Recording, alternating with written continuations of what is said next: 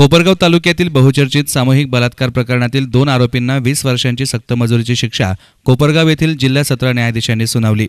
कोपरगाव तालुक्यातील मौजे माहेगाव देशमुख शिवारात तसेच माहेगाव मंदिर जवळ एका मतिमंद मुलीवर दिनांक 23/6/2017 पूर्वी आरोपी रमेश उर्फ पिन्या मसू जाधव वय वर्ष 31 राहणार माहेगाव देशमुख आणि किरण उर्फ गोट्या भागवत कदम राहणार चिनेवस्ती कुंभारी यांनी बलात्कार करून पीडित मुलीस 5 महिन्यांची गर्भधारणा केली। याबाबत कोपरगाव तालुका पोलीस ठाण्यात गुन्हा दाखल करण्यात आला होता।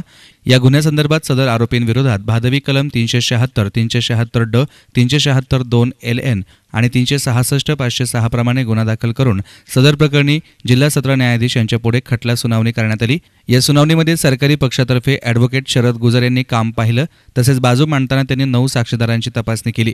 याचबरोबर पीडित मुलगी ही मतिमंद असल्यानं पीडित मुलीची साक्ष कामी मुकबधीर विद्यालय अहमदनगर येथील स्नेहा प्रमोद महाजन यांचं सहकार्य मिळालं। या खटल्यात पीडित मुलीची साक्ष ही महत्त्वाची ठरली। या तपास कामामध्ये सहाय्यक पोलीस निरीक्षक पप्पू कादरी यांनी तपास कामी कार्य केलं होतं।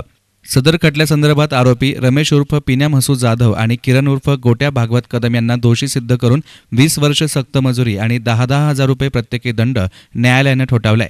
याविषयी ॲडव्होकेट शरद गुजर यांनी अधिक सांगितलंय।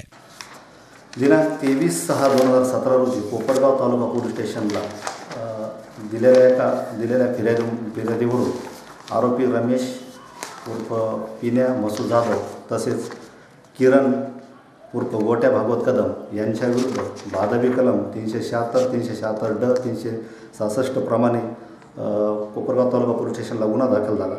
सदर गुन्ह्याची हकीकत अशी आहे की सदर आरोपी यांनी पीडित मुलगी तिच्या मतिमंदपणाचा फायदा घेऊन तिच्या घरच्यांना मारून टाकण्याची धमकी देऊन तिच्याशी वेगवेगळे तिच्या इच्छेविरुद्ध बळजबरीने जबरदस्तीने शरीर संबंध करून पीडित मुलीला 5 महिन्याची गर्भवती राहिली म्हणून त्यांच्याविरुद्ध गुन्हा दाखल केला।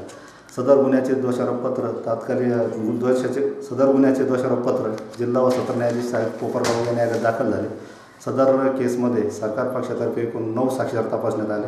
त्यापैकी पीडित मुलगीची साक्ष ही महत्त्वाची साक्षी ठरली। पीडित मुलगी ही मतिमंद असल्याकारणाने तिचा जबाब नोंदवण्यासाठी स्नेहा प्रमोद महाजन मुकबधीर विद्यालय अहमदनगर यांची सरकार पक्षाने मदत घेतली। त्याचा आलेला पुरावा कोर्टाने ग्राह्य धरून तसेच आरोपीचे DNA व फिर्यादीचे DNA मॅच झाले। तो आलेला सबळ पुरावा लक्षात घेऊन आज रोजी न्यायालयाने दोन्ही आरोपींना 20 वर्षाची शिक्षा व प्रत्येकी 10,000 रुपये दंड ठोठावला। न्यूज रिपोर्टर युसुफ रंगरेज, एहसान मीडिया, कोपरगाव।